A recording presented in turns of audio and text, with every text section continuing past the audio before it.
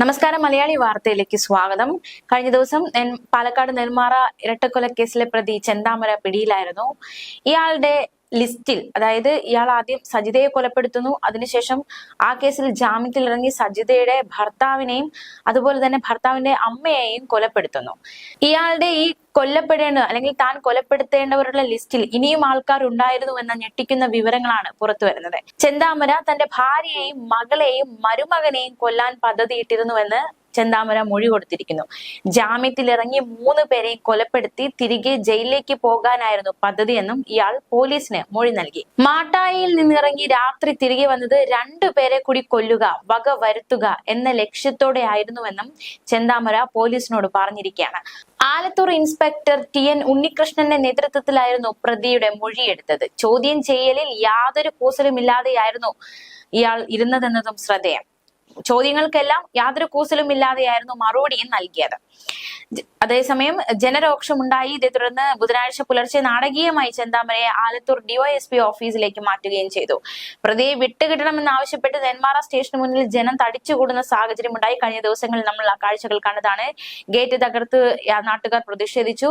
ഇവരെ പോലീസ് ലാത്തി വീശി നിയന്ത്രിക്കുന്ന സാഹചര്യമുണ്ടായി. ഇന്ന് പ്രതിയെ വൈദ്യ പരിശോധനയ്ക്ക് വീണ്ടും വിധേയമാക്കും. പ്രതിയെ വൈദ്യ പരിശോധനയ്ക്ക് വിധേയമാക്കിയിട്ടുണ്ട്. ഇയാൾ വിഷം കഴിച്ചിട്ടില്ല എന്ന ഏറ്റവും പുതിയ വിവരവും ഇപ്പോൾ പുറത്തു വരുന്നുണ്ട്. നേരത്തെ ഇയാളുടെ വീട്ടിൽ നിന്നും വിഷക്കുപ്പി കണ്ടെത്തിയിരുന്നു. പാതി ഒഴിഞ്ഞ നിലയിലായിരുന്നു വിഷക്കുപ്പി. അതുകൊണ്ട് തന്നെ ഇയാൾ വിഷം കഴിച്ചിട്ടുണ്ടോ എന്ന സംശയവും ശക്തമായിരുന്നു. പക്ഷേ ഇപ്പോൾ വൈദ്യ പരിശോധനയിൽ വിഷം കഴിച്ചിട്ടില്ല എന്ന് തെളിഞ്ഞിരിക്കുകയാണ്. എന്തായാലും അതിനുശേഷം മജിസ്ട്രേറ്റിന് മുന്നിൽ ഹാജരാക്കും. ആലത്തൂർ ഇൻസ്പെക്ടർ TN ഉണ്ണികൃഷ്ണന്റെ നേതൃത്വത്തിലാണ് പ്രതിയുടെ മൊഴിയെടുത്തത്. മാത്രമല്ല, കഴിഞ്ഞ ദിവസം ഇയാൾ മറ്റൊരു മൊഴി നൽകി. സുധാകരന്റെ മരണം അബദ്ധത്തിൽ സംഭവിച്ചതാണ് എന്നാണ് ചെന്താമര പറഞ്ഞിരിക്കുന്നത്.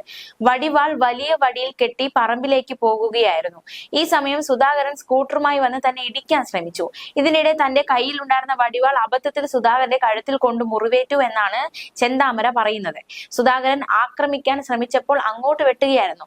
ലക്ഷ്മി എതിർക്കാൻ ശ്രമിച്ചപ്പോൾ അവരെയും വെട്ടിയെന്നും ചെന്താമര പോലീസിനോട് പറഞ്ഞു. അതേസമയം നാട്ടുകാരി തന്നെയായ യുവതിയാണ് താൻ പ്രേമിച്ച് വിവാഹം കഴിച്ചതെന്നതടക്കമുള്ള ഒരു വെളിപ്പെടുത്തലൊക്കെ ചെന്താമര നേരത്തെ നടത്തിയിട്ടുണ്ട്. ചെന്താമരയിൽ നിന്നുള്ള മോശം അനുഭവങ്ങളെ തുടർന്നാണ് ഭാര്യയും മകളും വേർപിരിഞ്ഞത്.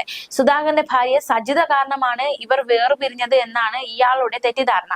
ഒരു ജ്യോത്സ്യനും ഇത്തരത്തിൽ മുടി നീട്ടി വളർത്തിയ ഒരു സ്ത്രീ കാരണമാണ് കുടുംബം തകർന്നത് എന്നതടക്കമുള്ള ഒരു നിർദ്ദേശം നൽകിയിരുന്നു. ഇതിന്റെ അടിസ്ഥാനത്തിലാണ് മുടി നീളമുള്ള സജിതയെ ഇയാൾ കൊലപ്പെടുത്തിയത്. സ്റ്റേഷനിൽ എത്തിയുടൻ തനിക്ക് വിശക്കുന്നു, ഭക്ഷണം വേണം എന്നതടക്കമുള്ള ആവശ്യമായിരുന്നു ഇയാൾ മുന്നോട്ട് വെച്ചത്. തുടർന്ന് ഭക്ഷണം എത്തിച്ചു നൽകുകയും ചെയ്തു. ചെന്താമര ക്ഷീണിതനായിരുന്നു. ഭക്ഷണം കഴിക്കാനായി വീട്ടിലേക്ക് വരികയായിരുന്നു. അതിനിടയിലാണ് പിടിയിലായതെന്ന് SP അജിത് കുമാറും വ്യക്തമാക്കി. പെട്ടെന്നുണ്ടായ പ്രകോപനമാണ് സുധാകരനെ കൊലപ്പെടുത്താൻ കാരണമായത്. തലേ ദിവസം സുധാകരനുമായി തർക്കമുണ്ടായി. ഭാര്യയെ കൊന്നതിന് കാണിച്ചു തരാമെന്ന് സുധാകരൻ പറഞ്ഞു. ഇതോടെയാണ് സുധാകരനെ കൊല്ലാൻ തീരുമാനിച്ചത്.